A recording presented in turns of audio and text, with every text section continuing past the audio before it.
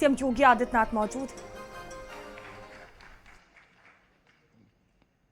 मैं इन सब के प्रति अपनी मंगल में शुभकामनाएं देता हूं और ये कैलाश मानसरोवर भवन हमने उन्हीं की सुविधा के लिए यहां पे स्थापित भी किया था और मुझे अच्छा लगा कि आज 200 से अधिक श्रद्धालु जन इस भवन में आकर के इस यात्रा का हिस्सा बनने जा रहे हैं।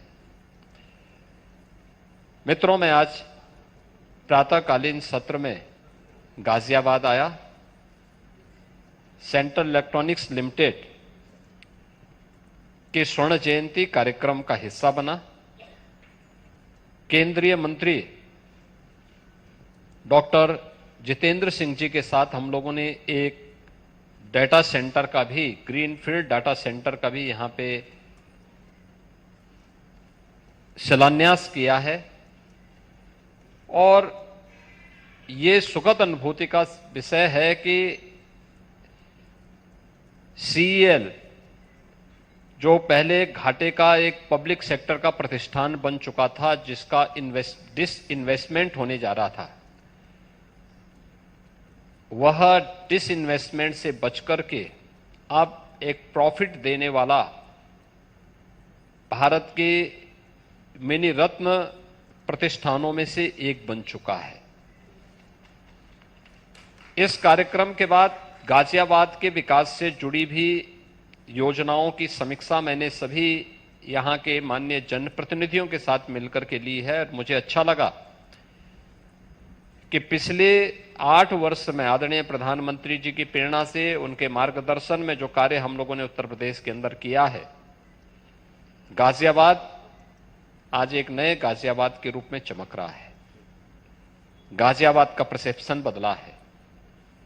जिस गाजियाबाद के नाम पर कभी अपराध और गैंगवार की फिल्में बनती थी, आज वह गाजियाबाद विकास, स्वच्छता और सुव्यवस्था का एक मॉडल बनकर के उभर रहा है।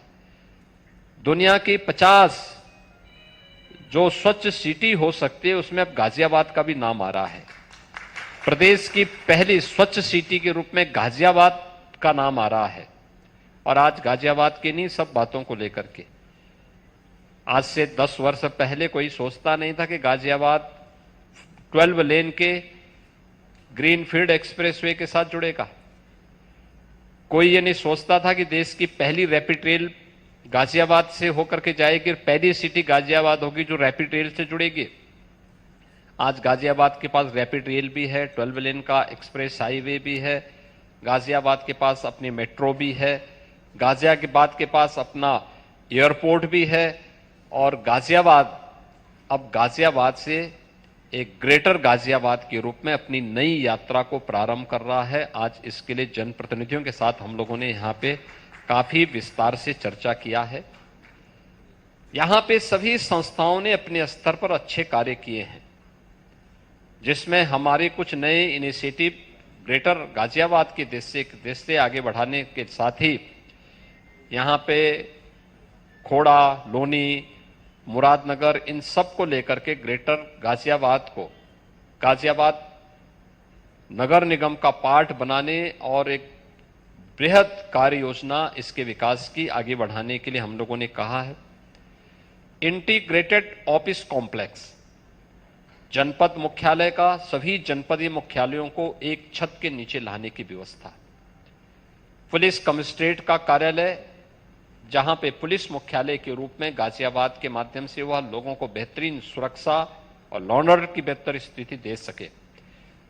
बाबा दुग्धेश्वर नाथ मंदिर के कॉरिडोर के निर्माण की कार्रवाई हो या फिर यहां के विकास और बुनियादी सुविधाओं से जुड़े हुए सभी कार्यक्रम, जैसे BCCI यहां पे बहुत पहले स्टेडियम बनाने के लिए एक लैंड ली थी, काम नहीं आगे बढ़ पाया। आज हम लोगों ने कहा कि वे उस लैंड का उपयोग अब गाजियाबाद विकास प्राधिकरण करे और गाजियाबाद विकास प्राधिकरण वहां पे एक स्टेडियम बनाए और उसका संचालन भी करे। ये मानसरोवर भवन, उत्तराखंड भवन या पूर्वांचल भवन, ये पब्लिक इसका उपयोग करना शुरू करे। इसके लिए भी हम लोगों ने यहां पे आज विकास प्राधिकरण भी और नगर निगम से कहा है इसका एक मॉडल बना करके भेजें, जिससे इनको हम ठीक ढंग से आगे बढ़ा सकें। एक नदी के पुनरुद्धार की कार्रवाई को आगे बढ़ाना, पिछले कुछ वर्षों के अंदर उठाए गए कदमों का परिणाम है कि गाजियाबाद में ग्रीनरी का लेवल बढ़ा है। गाजियाबाद अब एक शुद्ध सिटी के रूप में आगे बढ़ा है, सुंदर सिटी के रूप में एक नई यात्रा को आगे बढ़ाया है। जहां जगह जगह कूड़े के ढेर थे, पहाड़ थे, वे सब समाप्त हुए हैं। अब वहां पे मियावाकी फॉरेस्ट के रूप में, सिटी फॉरेस्ट के रूप में एक नया मॉडल वहां पे देखने को मिल रहा है। ऐसे ही यहां पे बहुत सारी इनिशिएटिव लेने हैं। ऐसे ही हिंडन नदी कभी यहां की पहचान थी। हिंडन नदी के पुनरुद्धार की कार्रवाई, प्राकृतिक पद्धति से उसके शुद्धिकरण की कार्रवाई, उसके दोनों ओर व्यापक वृक्षारोपण के कार्यक्रम, एक पेड़ मां के नाम पे लगाने की कार्रवाई, इस कार्यक्रम को भी युद्ध स्तर पर आगे बढ़ाने के बहुत सारे मुद्दों पर, यहां के डेवलपमेंट के मुद्दों पर, यहां की बुनियादी सुविधाओं के मुद्दे पर, यहां के रोजगार के मुद्दे पर, विभिन्न मुद्दों पर आज चर्चा हुई है। बहुत सार्थक चर्चा रही है और मुझे पूरा विश्वास है कि विकास की ये यात्रा डबल इंजन सरकार की इसी प्रकार से आगे बढ़ेगी।